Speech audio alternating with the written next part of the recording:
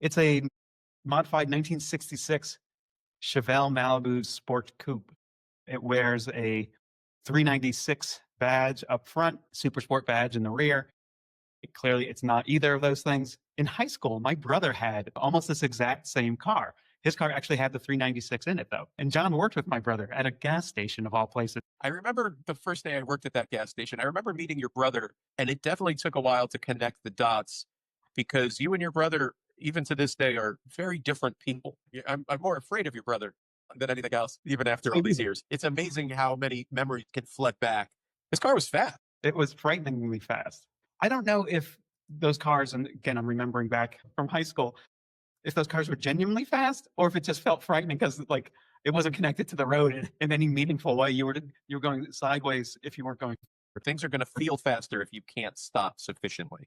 That's right. And speaking of drums, so this car has drums in the rear, but it has discs up front, which was an option on these cars. So they came from the factory with drums at all four corners. Man, I'd love to take a ride in this car. I would love, I don't know that I want to buy it. I don't know if there's a left nut in my bidding. What did you like about this car? I like the nostalgia factor. I liked the nostalgia factor. You don't sound like a fan. Okay, so I got to tell you, there were a couple of positives. I thought the engine bay was nice and tidy. I liked that it came with some spare parts. I like that the discs up front might help you stop a little bit quicker. I like the stainless steel gas tank. I thought that was a nice touch.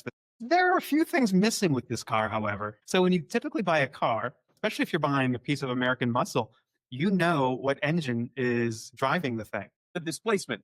Finished in red, powered by a modified small block Chevy V8 of unknown displacement. There's no replacement for unknown displacement. I guess so. Fine. We don't know the displacement, but surely we know how many gears the transmission has. Well, you would hope, but apparently this one is reportedly has a 2-speed power glide.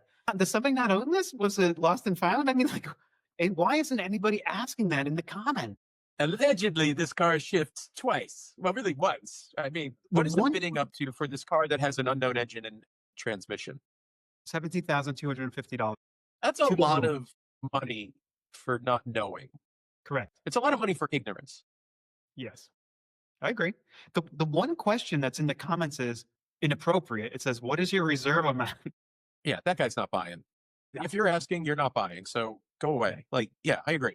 I looked at some comps and I would have said this thing should have sold for in the $30,000 range. But one thing is going to hold it back, in my opinion. The left rear tire has a leak.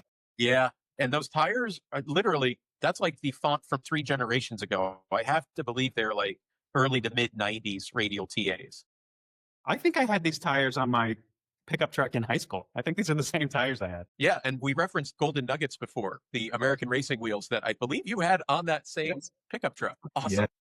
The 80s were a good time. My prediction is going to be $26,500. It's so funny. I had 28. I have $28,000. And although I think that's optimistic, it's not an SS. It's not a 396. We don't even know what it is, which is kind of funny. But on the plus sides, it does look rust-free. That engine bay, you're right, is very, very clean and tidy. But a lot of questions, right? Like, has it been off the road for a long time? Maybe I'm down to 25.